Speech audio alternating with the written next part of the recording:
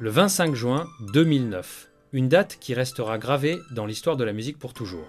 Ce jour-là, le monde a perdu Michael Jackson, le roi de la pop, à l'âge de 50 ans. Aujourd'hui, nous revivrons ensemble, avec respect et émotion, les dernières heures de cette icône universelle. Au printemps 2009, Michael Jackson se préparait pour un comeback historique. This Is It, 50 concerts prévus à Londres, devait marquer son retour triomphal sur scène. La star de 50 ans répétait journaux après journaux au Staples Center de Los Angeles, perfectionnant chaque chorégraphie, chaque note. La veille, le 24 juin, la répétition s'était prolongée jusqu'à tard dans la nuit. Michael semblait déterminé, presque obsédé par la perfection. Mais, dans l'ombre, un danger mortel se rapprochait. Il est 1h30 dans la nuit du 24 au 25 juin 2009. Dans sa propriété Dolby Hills, Michael Jackson ne trouve pas le sommeil.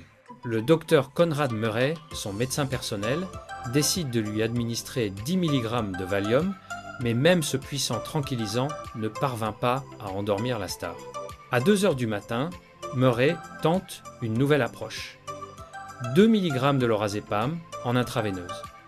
Mais Michael reste éveillé, agité. Le cercle vicieux de l'insomnie et des somnifères commence. À 3h, nouveau médicament. 2 mg de midazolam injectés lentement dans les veines. Michael Jackson, pourtant habitué à ces substances, demeure vigilant. Quelque chose ne fonctionne pas comme d'habitude. À 5h du matin, une nouvelle dose de lorazépam. Michael Jackson, dans sa quête effrénée du sommeil, refuse de renoncer. Le docteur Murray, sous pression, multiplie les tentatives. Mais le corps de la star développe une résistance inquiétante. À 7h30, alors que l'aube se lève sur Los Angeles, 2 mg supplémentaires de midazolam. Murray déclare avoir surveillé toute la nuit, contrôlant le pouls et l'oxygène de son patient.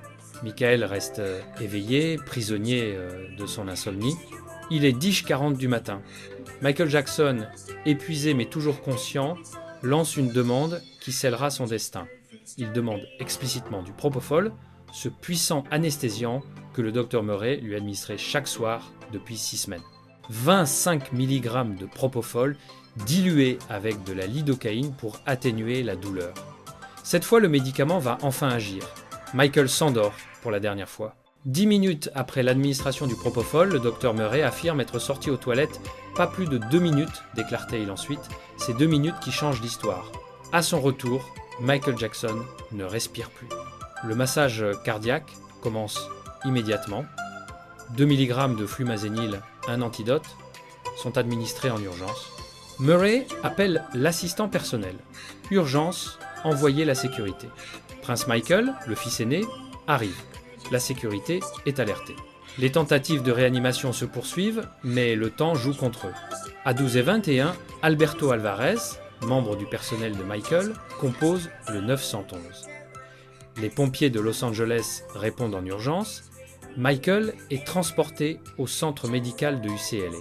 À l'arrivée à l'hôpital, les médecins constateront ce que tout le monde commençait à comprendre. Michael Jackson était déjà mort. À 14h46, le 25 juin 2009, la mort de Michael Jackson est officiellement prononcée. Le roi de la pop s'est éteint. L'homme qui a révolutionné la musique, la danse et la culture populaire quitte ce monde à l'âge de 50 ans. L'autopsie révélera une overdose de propofol combinée avec d'autres médicaments. Le docteur Conrad Murray sera jugé pour homicide involontaire. Mais au-delà des responsabilités juridiques, cette journée a marqué la fin d'une ère musicale. Le 25 juin 2009, nous avons perdu plus qu'une star.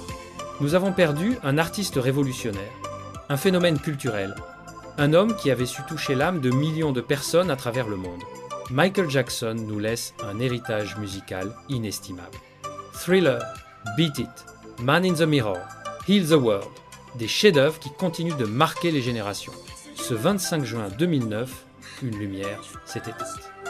Mais la musique de Michael Jackson continue de résonner dans nos cœurs. Ses pas de danse, sa voix unique, sa vision artistique, tout cela demeure éternel. Le roi de la pop n'est plus, mais sa couronne reste bien vivante dans la mémoire collective de l'humanité. Merci Michael pour ce que tu nous as donné. Tu resteras à jamais le roi de la pop.